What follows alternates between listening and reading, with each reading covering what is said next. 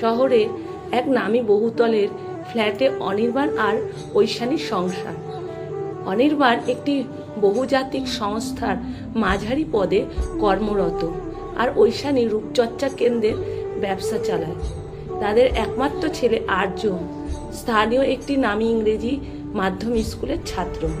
সেদিন সন্ধ্যাবেলায় ঐশানী পার্লার থেকে ফিরে ড্রয়িং রুমে পা রাখতে অবাক হয়ে গেল। সোফায় একটি পুরনো ট্যাঙ্ক আর কিছু তাসের মতন ছড়ানো কাপড়ের পুটলি রাখা, আর তার পাশেই জড়সড় হয়ে বসে আছেন এক বৃদ্ধা, যার পরনে একটা মলিন সুতির শাড়ি। বৃদ্ধার মাথা নিচু করে তার মুখটা স্পষ্ট দেখা যাচ্ছে না। অনির্বাণকে সামনে দেখেই ঐশানী চড়া সুরে বলে উঠল, অনির্বাণ, এসব কি নোংরামো? ড্রয়িং রুমের এই দশা কেন? আর এই ভদ্র মহিলা বা কে? একে কোথা থেকে ধরে নিয়ে এলে? অনির্বাণ শান্ত গলায় বলল, ঐশানী, একটু শান্ত হও, উনি আজ থেকে আমাদের সাথেই থাকবেন। ঐশানী রাগে ফেটে পড়ল, আমাদের সাথে থাকবেন মানে? ঠাট্টা করছো? এমনিতেই ফ্ল্যাটের মেনটেন্স, আর্টের স্কুলের ফিস, আমার পার্লারের লোন দিতে হিমশিম খাচ্ছি, তার উপর কোনো এক অচেনা বৃদ্ধার দায়িত্ব আমি ঘাড়ে নেব। তোমার লজ্জা করে না? অবলীলায় একটা আপদ ঘরে তুলে নিয়ে এলে। ঠিক এই সময় আর্য ভেতরের ঘর থেকে দৌড়ে এসে অনির্বাণের হাত ধরে বলল, বাবা, ঠাম্মিকে নিয়ে এসেছো তো? তুমি বলেছিলে না এবার পুজোয় ঠাম্মি আমাদের সাথে থাকবে? ছেলের কথা শুনে ঐশানী চোখ কপালে উঠল। সে অনির্বাণের দিকে তাকিয়ে চিৎকার করে বলল, ও আচ্ছা, তাহলে ইনি তোমার মা?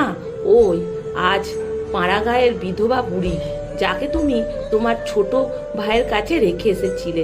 কেন, তোমার ভাই আর যা এর কি ওনাকে খাওয়াতে কষ্ট হচ্ছিল যে এখানে পাঠাতে হলো? আমি পরিষ্কার বলে দিচ্ছি, এই ফ্ল্যাটে কোনো ফালতু লোকের জায়গা হবে না। আজই ওনাকে ওনার ছোট্ট ছেলের কাছে ফেরত দিয়ে এসো, নয়তো আমি আর্যকে নিয়ে বাপের বাড়ি চলে যাব। অনির্বাণ এবার স্ত্রীর দিকে তাকিয়ে সোজা তাকিয়ে গভীর গলায় বলল, ঐশানী, মুখ সামলিয়ে কথা বলো, আগে ভালো করে চেয়ে দেখো উনি কে। ঐশানী রাগের মাথায় হনহন করে এগিয়ে গিয়ে বৃদ্ধার মুখের ওপর থেকে শাড়ির আঁচলটা হ্যাচকা টেনে সরিয়ে দিল। আর মুখটা দেখা মাত্রই যেন ঐশানীর মাথায় আকাশ ভেঙে পড়ল। গলার আওয়াজ স্তম্ভ হয়ে গেল, শরীরটা কাঁপতে লাগলো। সে পিস করে বলে উঠল, মা, তুমি? বৃদ্ধা স্মৃতিকণা দেবী চোখ মুছে মেয়ের দিকে তাকালেন। তার চোখ দুটো এতক্ষণে কান্নায় লাল হয়ে গেছে। অনির্বাণ দীর্ঘশ্বাস ফেলে বলল, হ্যাঁ ঐশানী, উনি তোমার নিজের মা। তোমার একমাত্র ছোট ভাই আর তার বউ ওনাকে বাড়ি থেকে তাড়িয়ে দিয়েছে। ওনার শেষ সম্বল যেটুকু গয়না আর জমানো টাকা ছিল সব কেড়ে নিয়ে আজ সকালে ওনাকে স্টেশনে ফেলে দিয়ে এসেছিল। মা আমাকে লুকিয়ে ফোন করেছিলেন, তাই আমি অফিস থেকে ছুটি নিয়ে ওনাকে উদ্ধার করে নিয়ে এসেছি। মায়ের এই অবস্থা দেখে ঐশানীর মনের ভেতরের অহংকার নিমিষে ধুয়ে গেল। সে তীব্র অপরাধ বোধে ভুগতে লাগলো। স্বামীর দিকে একরাশ কৃতজ্ঞতা আর অনুশোচনার দৃষ্টিতে তাকিয়ে বলল, অনির্বাণ, আমাকে ক্ষমা করে দাও, আমি বুঝতে পারিনি। তুমি সত্যি মহান, যে আমার মাকে নিজের মায়ের মতো সম্মান দিয়ে এই বিপদে আগলে নিয়ে এলো। মা, তুমি একটু ভেবো না, এই মেয়ে থাকতে তোমার কোনো কষ্ট হবে না। কিন্তু ঠিক তখনই সোফা থেকে উঠে দাঁড়ালেন স্মৃতিকণা দেবী। মেয়ের বাড়িয়ে দেওয়া হাতটা সরিয়ে দিয়ে তিনি জামাই অনির্বাণের দিকে তাকিয়ে বলল, বাবা অনির্বাণ, তুমি আমার ভাঙা বুকটা জুড়িয়ে দিয়েছ, কিন্তু আমি এই বাড়িতে এক মুহূর্ত থাকবো না। তুমি দয়া করে আমাকে কোনো একটা ভালো বৃদ্ধাশ্রমে রেখে এসো। ঐশানী কেঁদে উঠে বলল, সে কি মা, আমি তোমার নিজের মেয়ে, আমি থাকতে তুমি বৃদ্ধাশ্রমে কেন যাবে?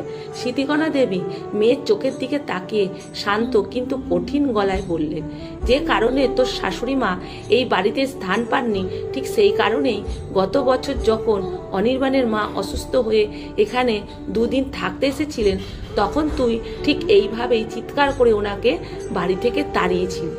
অনির্বাণ বাধ্য হয়ে ওনাকে ওনার ছোট ছেলের কাছে রেখে এসেছিল।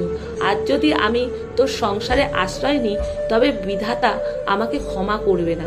আমি যেন একটা কুপুত্র জন্ম দিয়েছি, যে আমার তাড়িয়ে দিল, তেমনি একটা কুপ্রথাবদ্ধ কন্যাও জন্ম দিয়েছি, যে অন্য একজন মাকে বাড়ি থেকে তাড়িয়ে দিয়েছি। মায়ের মুখে এই নির্মম সত্য শুনে ঐশানী পাথরের মতো দাঁড়িয়ে রইল। সিটিকণা দেবী শেষ কথাটি বললেন, যা ঐশানীর বুকে তীরের মতো বিঁধল। আজ তুই মনে মনে প্রস্তুত ঐশানী? তুই আজ তোর শাশুড়ির সাথে যা করেছিস, আমি আজ নিজের ছেলের থেকে সেই ফেরতটাই পেয়েছি। আর তোর ছেলেও কিন্তু আজ দাঁড়িয়ে সব দেখলো। তুই যেমন বীজ বুনেছিস তেমন ফল পাবি। ভবিষ্যতে তোকেও যেন বৃদ্ধাশ্রমের পথ ধরতে না হয়, সেই প্রার্থনা করিস। ঐশানী ঢুকরে কেঁদে ওঠে, সোফার উপরে বসে পড়ল।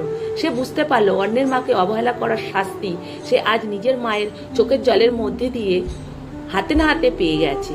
আসলে যেমন কর্ম তেমন ফল। বাবা মা, গুরুজন নিজের হন কিংবা শ্বশুর বাড়ি, তারা ঈশ্বরের সমতুল্য।